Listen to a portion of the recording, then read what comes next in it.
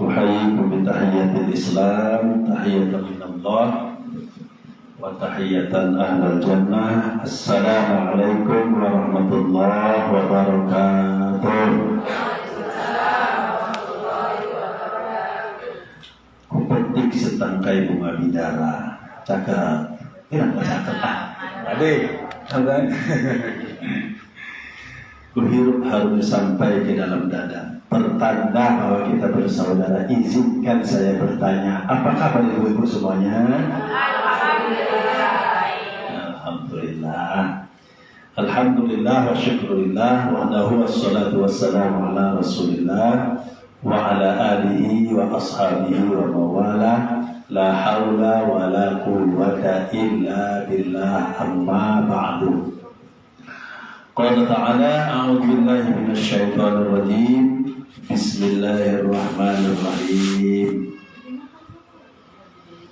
Subhanalladzi asra bi 'abdihi lailan minal masjidil haram ilal masjidil aqsa alladzi barakna hawlahu linuriyahu min ayatina innahu huwas samiul basir. Ibu-ibu ada yang tahu surat apa, ayat berapa itu? Surat Al-Isra ayat 1. Iya, bagus sekali hadiahnya nih, ada pun. Ya. Ayat ini bercerita tentang Isra dan Mi'raj Nabi Muhammad sallallahu alaihi wasallam. Nah, apa kita sedikit berbincang tentang Isra dan Mi'raj. Ada sebahagian orang yang tidak mempercayai Isra Mi'raj itu. Ya, katanya Isra Mi'raj itu hanya mimpi. Katanya Isra Mi'raj itu tidak hanya ruhnya saja, jasadnya tidak. Jadi Isra Mi'raj itu katanya tidak terjadi. Sehingga katanya Isra Mi'raj itu nggak perlu untuk diperingati. Ngapain memperingati mimpi? Mana ada memperingati hari peringatan mimpi? Ada bu? Nggak ada, katanya seperti itu. Nah ya, jadi Dai mengatakan seperti itu. Sehingga saya ada membaca satu buah buku diulas tentang masalah Isra Mi'raj dan membantah tentang orang yang menyangkal atau tidak mempercayai terjadinya Isra dan Mi'raj. Karena memang Isra Mi'raj itu di luar nalar manusia, di luar akal manusia. Tapi kalau Allah sudah berkehendak, idza arada syai'an ayyakuna lahu kun fayakun. Karena Isra Mi'raj ini bukan kehendak Muhammad. Isra Mi'raj itu bukan keinginan Muhammad. Isra Mi'raj itu keinginannya Allah. Allah yang ingin. Allah yang menginginkan Muhammad untuk mengisrakan Muhammad. Ya, sehingga Muhammad itu dia Isra Mi'raj tidak sendirian. Muhammad Isra Mi'raj tidak sendirian, Bu ya. Dia dijemput sekaligus ditemani. Dijemput dan ditemani oleh siapa? Jibril. Allah perintahkan kepada Jibril menjemput Muhammad, kemudian ditemani perjalanan itu. Ya kan, ditemani oleh Jibril. Memang ditemani oleh Jibril sampai mana? Sampai langit ke-7. Nah, ke Sidrul Muntaha, disitulah perpisahan antara Muhammad dengan Jibril. Kenapa? Tidak ada wewenang Jibril untuk bertemu langsung dengan Allah. Hingga kemudian nah di sini menjadi nilai hikmah. Kenapa? Dulu berapa kali sholat tidak berwajib? 50 kali. Bayangkan Pak Dik, 50 kali. Sekarang kita aja 5 kali, jadi udah rasanya kan, udah keberatan kan, ya susah betul rasanya kan. Kita ini 50 kali sehingga Nabi Musa komplain ketika Nabi Musa jumpa dengan Nabi Musa, apa oleh setelah berjumpa dengan Allah diperintahkan kepada umat untuk melaksanakan sholat sebanyak 50 kali. Apa kata itu? Balik lagi, minta diskon. Balik lagi Muhammad, minta diskon. Didiskonlah oleh Allah Subhanahu wa Ta'ala, diskon 5, ya kan? Turun lagi, tanya lagi oleh siapa si Musa. Apa oleh-olehnya lagi? Apa kesimpulannya? Sudah alhamdulillah didiskon lagi 345. Umatku kecil-kecil Muhammad, umatku kecil-kecil, umatku itu banyak kesibukan, umatku itu banyak kali kegiatan-kegiatannya, pekerjaan ini, pekerjaan itu, ini dan segala macamnya. Takkan sanggup umatku dong, takkan sanggup. Orang akan mampu umatku itu melaksanakan sholat selamanya 45 itu. Minta diskon lagi, balik lagi Muhammad, minta diskon, bolak-balik berkali-kali bolak-balik sampailah tinggal 5. Bayangin itu. Muhammad bolak-balik bertemu dengan Allah Subhanahu wa taala. Tidak ada yang sanggup dan tidak ada yang mampu untuk melakukan itu. Musa, kan Bu? Musa apa Nabi Jibril Nabi Ibrahim itu. Dia minta bertemu dengan Allah, minta diperlihatkan Allah kepadanya. Siapa? Nabi Musa. Dia minta bertemu dengan Allah dan minta Allah memperlihatkan dirinya kepadanya. Kalau engkau mau melihat aku, kamu lihatlah gunung Uhud itu, katakan. Kalau gunung itu tetap berada di situ, maka engkau sanggup melihat aku. Ternyata ketika benar-benar dia melihat gunung itu, rupanya gunung itu meledak dan kemudian dia pun terpelanting lalu pingsan. Tak sanggup dia bertaubat, aku ya Allah, ampuni dosaku ya, maafkan aku yakin engkau pasti hadir, kata seperti itu. Itu Nabi Musa. Nabi Muhammad, subhanallah, sampai berkali-kali dia bertemu dengan Allah Subhanahu wa ta'ala. Ini spesialnya Muhammad. Di dalam Al-Quran pun tidak ada penyebutan ya Muhammad, tapi selalu disebutnya di situ adalah Nabi Allah, Rasulullah. Tidak ada langsung menyebutkan wahai Muhammad. Kalau Musa, Ibrahim dan segala macamnya disebutkan ya Musa, ya Isa, ya Ibrahim. Tidak ada penyebutan Muhammad di situ. Ya Rasulullah, ya Nabi Allah. Gitu. Ibu-ibu sekalian yang saya banggakan, yang dirahmati dan muliakan Allah Subhanahu wa taala. Nah, kemudian singkatnya, kenapa kenapa orang tidak percaya kalau itu adalah Isra Mi'raj, itu adalah memang Muhammad ruh dengan jasadnya. Makanya diawali dengan kata subhanallah. Subhan itu apa artinya, Bu? Maha suci Allah, ya. Maha suci Allah. Allah pertaruhkan ya asmanya itu di dalam kalimat tersebut. Mempertaruhkan dan mempertaruhkan dirinya, menyimpulkan dan disimpulkan bahwa Maha suci Allah dari ketidakmampuan, atau Maha suci Allah dari punya sifat lemah. Satu, Maha suci Allah Subhanahu wa taala dari punya anak, karena yang diperjalankan bukan anaknya tapi hambanya, bi'abdihi. Yang diperjalankan itu hambanya, bukan waladihi, tapi bi'abdihi, hambanya. Siapa hambanya? Hamba itulah Muhammad. Hamba itu kumpulan antara ruh dengan jasad, yang disebut dengan abdun. Kalaulah buat datang semuanya, misalnya datang, Assalamualaikum, Waalaikumsalam, warahmatullahi wabarakatuh. Datanglah seorang hamba, seorang datang bertamu ke rumah kita, tapi nggak ada jasadnya, ruh saja. Assalamualaikum. Ya, apa yang dilakukan? Menarilah. Rawani kan? Belum baca Yasin, nanti udah tentang merah dulu gitu kan? Mau baca surat Al-Kahfi, surat apa itu saja lupa gitu kan?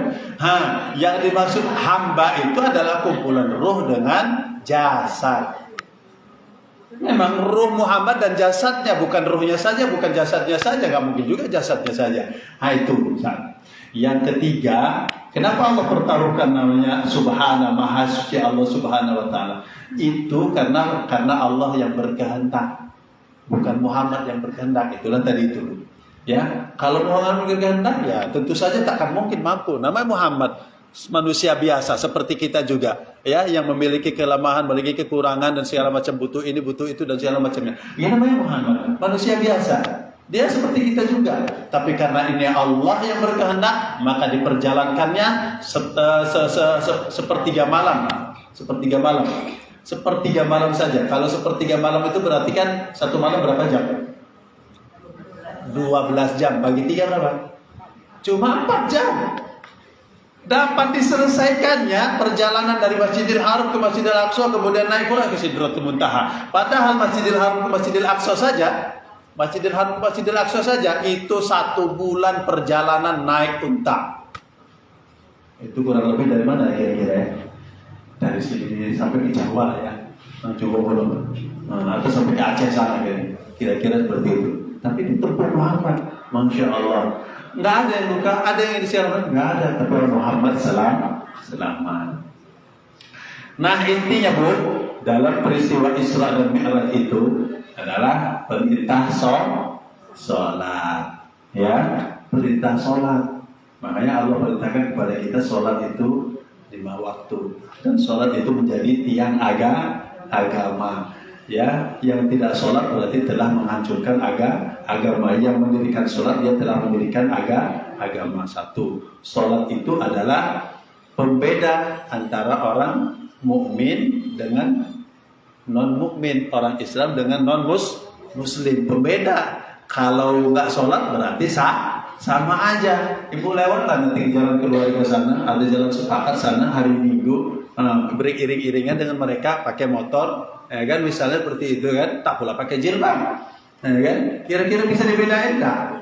Nggak bisa dibedain. Laki-laki juga gitu, karena di antara mereka ada juga pakai peci kayak gini. Kalau saya lewat dengan mereka, iring-iringan dengan mereka, kalau nggak kenal dengan saya, boleh buka gereja, ya kan? Nah, bisa seperti itu. Karena mungkin juga pakai peci, ada juga yang pakai sorban, bayangin itu. Ada kan? Tokoh negara kita yang pakai sorban kan? Padahal dia non muslim, ada nggak? Siapa coba? Haritanu. itu dia. Terus di akhirat nanti awwalu ma yuhasabu yaumal qiyamati as-shalah. Yang pertama kali nanti dihisab di hari akhirat adalah sholat. Kalau sholatnya baik, insya Allah maka baiklah seluruh amalan-amalan yang lainnya. Tapi kalau sholatnya tak baik, maka tak akan baik juga amalan-amalan yang. Justru sholat yang baik itu akan melahirkan perilaku-perilaku yang baik. Aqimus sholah, inna sholah tanha 'anil fahsya'i wal munkar. Dirikan sholat itu dapat mencegah dari perbuatan keji dan munkar. Sekarang kita lihat banyak orang, kayaknya dia sholat juga kayaknya. Dia sholat juga, dia pergi juga ke masjid, ya kan? Tapi anehnya, begitu pun dia habis sholat ataupun meskipun dia sholat, tapi dia melakukan juga perbuatan-perbuatan keji, perbuatan-perbuatan munkar yang lain, misalnya korupsi, ya kan? Misalnya juga mencuri. Misalnya juga perbuatan-perbuatan dosa yang lain. Loh, kenapa begitu? Apakah salah orangnya atau salah ayatnya? Apa yang salah? Salah orangnya, bukan salah ayatnya. Bu, ibu, pak, tadi. Kalau sholat itu benar, nah bagaimana kemudian kita bisa benar-benar memunculkan sholat itu berkualitas ataupun benar? Paling tidak 3 dulu yang harus kita bayangkan dalam sholat itu. Khususnya pada saat sedang sujud. Sujud itu kan posisi, suasana terdekat kita dengan Allah. Sujud itu adalah posisi atau suasana terdekat kita dengan Allah Subhanahu wa Ta'ala. Sujud itu lah. Kenapa sujud? Sujud itu memposisikan kepala sejajar dengan kaki. Penghambaan yang tinggi itulah kepada Allah Subhanahu wa Ta'ala pada saat sujud. Dan itu disujudkan hanya kepada Allah Subhanahu wa Ta'ala. Nah, pada saat sujud itu, Bu, minimal ada 3 yang harus kita munculkan dalam pikiran kita. Ya, Bu ya. Apa yang 3 itu? Yang pertama, ghoyatut tazallul. Nah, ghoyatut tazallul. Apa itu ghoyatut tazallul? Menghinakan diri di hadapan Allah Subhanahu wa Ta'ala. Memang nyatanya kita hina, makanya bacaannya aja adalah subhana rabbiyal a'la wa bihamdi. Apa arti subhana lagi? Maha suci Allah Tuhanku yang maha tinggi dan segala puji baginya. Kita akui Allah maha suci, dan kita akui juga sekaligus kita ngakui bahwa kita adalah makhluk yang hina. Makanya ghoyatul tazallul, memang menghinakan diri di hadapan Allah Subhanahu wa Ta'ala. Makanya sujud itu hanya kepada Allah, ya kan? Meskipun kita menyungkurkan kepala kita, memang kepada Allah, bukan kepada manusia, Bu. bukan kepada manusia. Andailah boleh kepada manusia, maka sujud itu kepada kedua orang tua, katanya begitu. Karena perintahnya disandingkan oleh Allah Subhanahu wa taala antara beribadah menyembah Allah dengan berbakti kepada orang tua. Artinya derajatnya setelah Allah baru orang tua. Makanya Allah sebutkan ridha Allah, Rasul sebutkan ridha Allah tergantung pada ridha orang tua. Ya, murka Allah tergantung kepada murka orang tua. Kamu ingin dapat ridho dari Allah, minta dulu ridho orang tua. Kalau orang tua kamu murka, Allah maka akan murka kepada kamu. Maka ketika kita ingin hidup bahagia, maka jangan lupa berbakti kepada orang tua. Ghayatul tadallul, menghinakan diri di hadapan Allah Subhanahu wa taala. Satu. Yang kedua, ghayatul mahabbah, dalam rangka mencari cinta dan ridha Allah Subhanahu wa taala. Itu. Dan hidup ini kan yang diharap-harapkan adalah ilahi anta maksudi waridhoka matlubi. Allah tujuan hidup kita dan ridha Allah yang kita harapkan. Hidup itu seperti itu. Gak perlu kita ini dan segala macamnya. Yang penting Allah Subhanahu wa taala ridho kepada kita. Meskipun kita hidup sendiri, meskipun kita hidup susah, meskipun kita hidup ini segala macamnya, Allah yang tujuan dan yang kita harapkan ridha Allah Subhanahu wa taala, cinta Allah Subhanahu wa taala. Nah, itu dia, Bu. Yang kedua, yang ketiga baru ghayatul khudu, dalam rangka tunduk dan siap tunduk dan taat terhadap perintah Allah Subhanahu wa taala. Nah, maka kalau sudah tiga itu, ghayatul tadallul, menghinakan diri, ghayatul mahabbah, mencari cinta Allah, ghayatul khudu, tunduk dan taat terhadap perintah Allah Subhanahu wa taala, begitu dia assalamualaikum warahmatullahi, didoakan orang sekitaran sebelah kanannya. Assalamualaikum warahmatullahi, mendoakan juga orang sekitar sebelah kirinya. Nah, keluar dari situ. Nah, kalau sudah dia menghinakan diri, kalau dia sudah mencari ridha Allah, kalau dia sudah siap tunduk dan taat terhadap perintah Allah Subhanahu wa taala, mungkinkah dia kemudian akhirnya melakukan kemungkaran-kemungkaran yang lain? Tidak akan mungkin. Kalau sekedar kekhilafan, kalau sekedar kesilapan, atau kalau sekedar kelupaan, ya itu sih sifatnya manusia. Kalau sekedar hanya kemudian kadang-kadang menurut sholatnya agak tertunda, atau ada agak terlewat waktunya, ataupun agak mundur sedikit dan segala macam karena faktor-faktor kesibukan, karena faktor nanggung, karena faktor ini segala macam, sunatullah itu manusia. Kalau kadang-kadang kita makannya, minumnya sambil berdiri atau sambil berjalan segala macamnya, kalau kadang-kadang juga barangkali makannya juga pakai tangan kiri dulu, pakai tangan kiri padahal sunahnya tangan kanan, itu sunatullah dan masih bagian-bagian kecil-kecilnya saja yang itu bisa dimaafkan oleh Allah Subhanahu wa taala dengan berbanyak istighfar.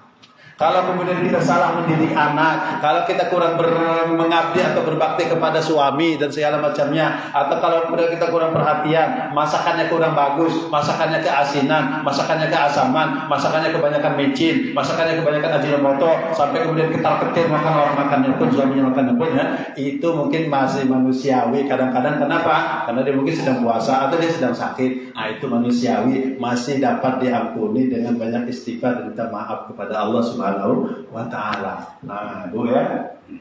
Tapi kalau benar-benar dia menghadirkan tiga tadi itu, insya Allah akan berbekas. Katanya aqimus sholata innas sholata tanha 'anil fahsya'i wal munkar, itu sudah tepat. Dirikan sholat dapat mencegah dari perbuatan keji dan mungkar. Nah, Bu ya. Karena itu ibu-ibu sekalian yang saya banggakan, yang dirahmati dan muliakan Allah Subhanahu wa taala, beli tomat ke tempat Pak Ahmad.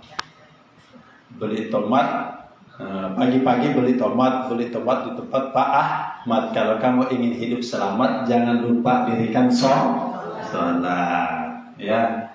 Pagi-pagi beli buah di tempatnya di pasar baru. Kalau kita ingin hidup berkah, jangan lupa terus perbanyak berwudu.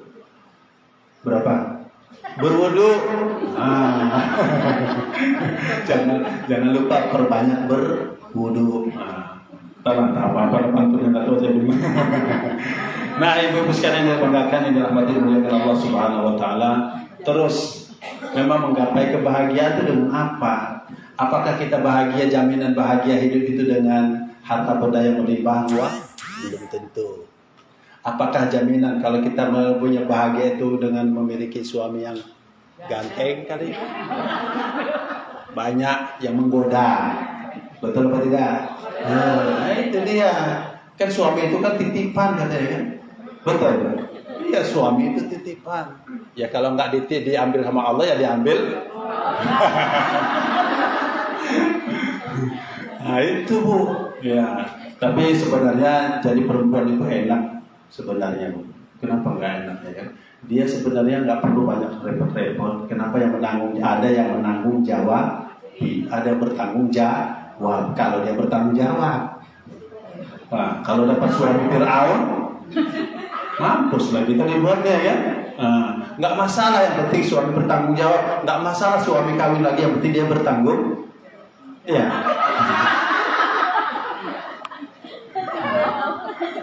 Nah, betul, yang penting bertanggung jawab dia. Nafkahnya jangan lupa dia, bahagiakan dia, kasih makan dia, kasih minum dia, kasih rumah dia, kasih berikan keamanan kepada dia, kasih pendidikan sama dia. Nah, tapi kalau nggak dikasih, rumahnya nggak dikasih, makan nggak dikasih, ditelantarin, makanya kan ada sigo takliknya, ada kan?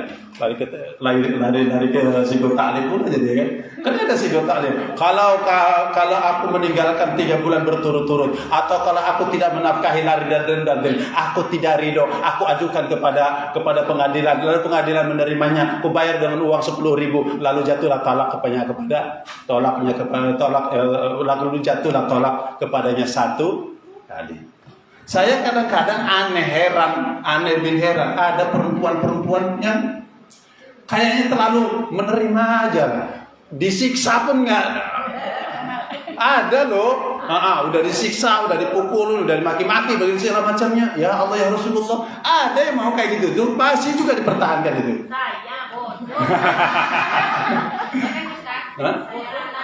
Bodoh namanya itu Pak. Kalau Abdul Somad bilang tuh kan, perempuan itu punya 5 wali. Ngadulah kepada 5 wali itu. Siapa walinya? Ada ayah. Nggak ada ayah, ada kakek. Nggak ada kakek, ada paman. Nggak ada paman, ada abang atau adik. Nggak ada adik, paman, kakek, ayah. Nggak ada wali hakim. Udah ngadu sama dia. Nah, kalau terjadi perceraian, siapa tanggung jawab anak? Tetap tanggung jawab suami, tanggung jawab mantan suami, karena tidak ada mantan anak. Nggak ada tanggung jawab suami. Kalau dia tak bertanggung jawab, maka dosanya berlipat.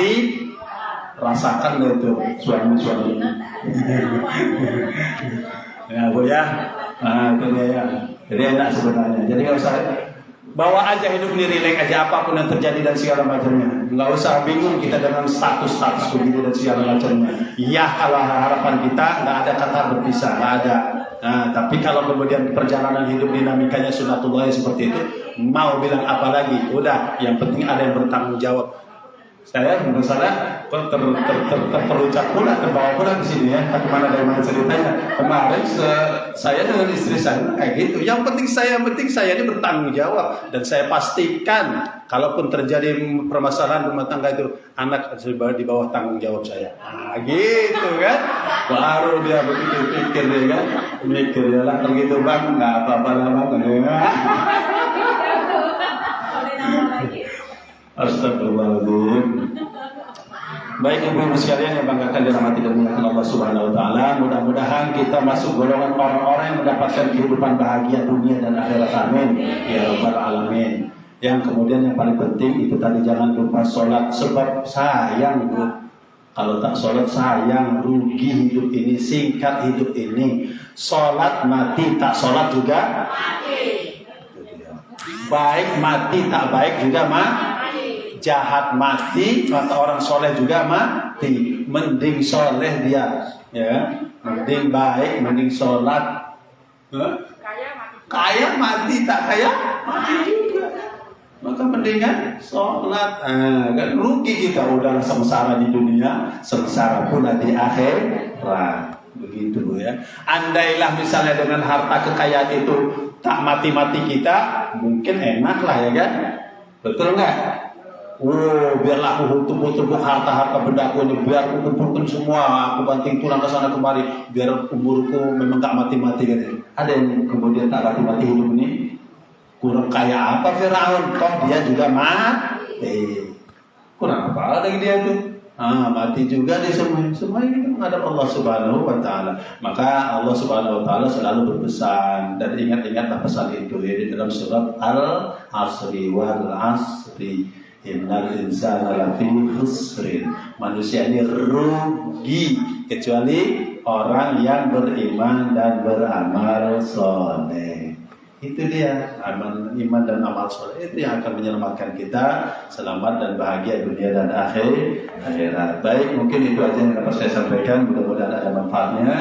Mudah-mudahan kita doakan juga Bude sehat selalu, husnul khotimah ya. Mudah-mudahan Allah berkahi umurnya ya, kemudian juga diberikan kebahagiaan. Jangan lupa tersenyum ya Bude ya, tetap senyum, hadapi hidup ini dengan senyum ya. Hadapi hidup ini dengan senyum ya. InsyaAllah senyum itu akan membawa kepada kita kebahagiaan. Hadanallahu wa iyyakum ajma'in ila siratal mustaqim. Wabillahi taufiq wal hidayah. Wassalamualaikum warahmatullahi wabarakatuh. Waalaikumsalam warahmatullahi wabarakatuh. Balik lagi protokol.